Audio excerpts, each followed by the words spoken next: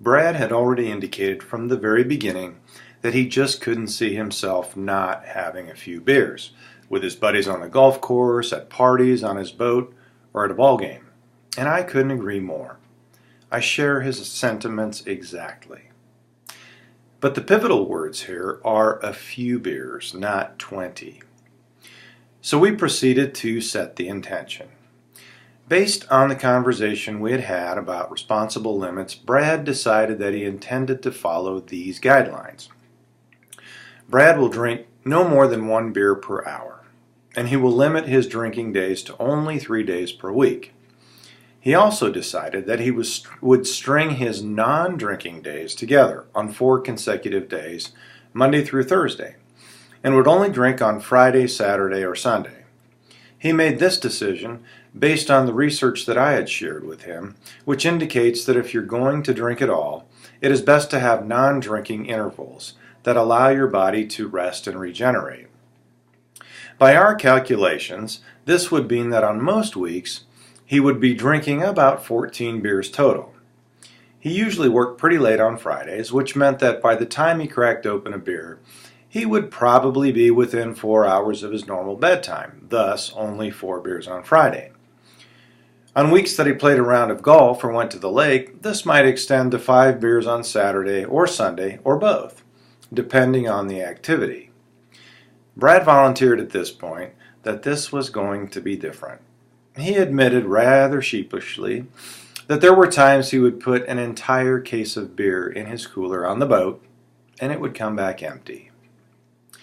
So, on no occasion would he drink more than 1 per hour. To make it easy, his goal was to never crack open a beer until it was the top of the hour. Pretty simple, really. Brad can only open a beer when the time is on the hour. No counting, no trying to keep track, simply making sure that a full hour has passed before opening his next beer. Now, I asked Brad if he could see himself doing this. His answer was affirmative. When he thought about it this way, yeah, it seemed pretty doable. So I asked him to visualize this for just a minute. Now, visualization is a powerful tool, used in just about every discipline from professional sports to brain surgery. To see ourselves performing the way we intend to perform in our mind's eye. So together, Brad and I wrote out this visualization in detail, starting from the moment he arrived at the golf course and ending when his day was over. What was he going to say, for instance, when someone offered him a beer and it wasn't yet the top of the hour? How was he going to respond if his buddies started ribbing him to just take a shot? It's ultra important that we have a mental game, a plan that covers every conceivable scenario, and we gain this by visualization. It's really no different than what I did as a young man playing baseball. When I was out there at shortstop waiting for the next pitch, I was visualizing, mentally rehearsing every possible scenario. Where would I go with a ground ball? Where would I position myself if the ball was hit to the outfield? Visualizing and mentally rehearsing made me good at the game. And whether we're trying to get good at baseball or drinking responsibly, both benefit greatly from visualization and mental rehearsal. Only we're going just a bit further here and actually writing it down. Now, by writing, I'm not saying it has to be pen and paper writing. I'm including typing, texting, dictating, audio taping, and even videotaping. I call these videotapes cognitive selfies. Brad has a smartphone, so he can do all of these things right on his phone. This way, Brad has his detailed intention with him at all times in several different powerful mediums, and he can refer to it whenever he wants to. As we worked through the intention and the visualization together, I took good notes. Brad's intention was to drink no more than 1 beer per hour, period. If he decided to take a shot, then that counts as his 1 drink for that hour.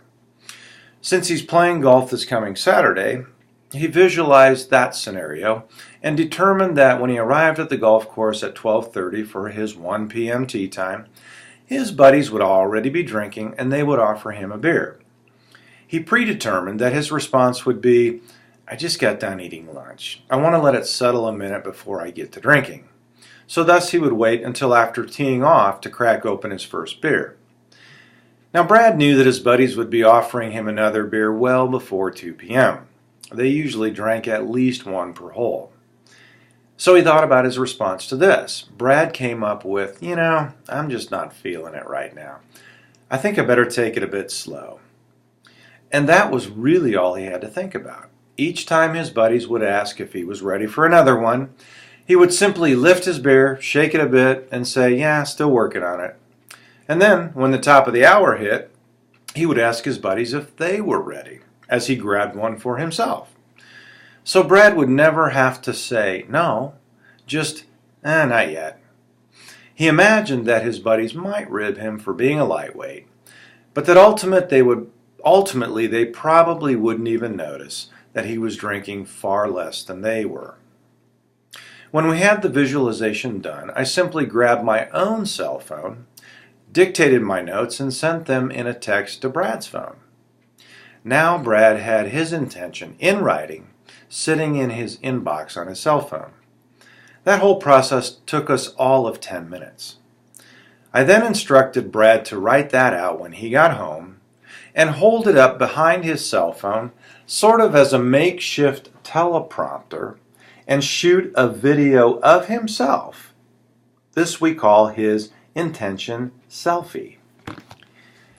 So, I recommended referring to this selfie 10 times daily at first, and especially right before Brad stepped onto the golf course or headed up to the lake. By doing so, Brad is taking advantage of what is known in neuroscience as priming. Studies have shown that priming the desired neurological circuits immediately prior to performing the intention can increase the likelihood of carrying out that intention by over 50%. So now Brad was locked and loaded and ready to go.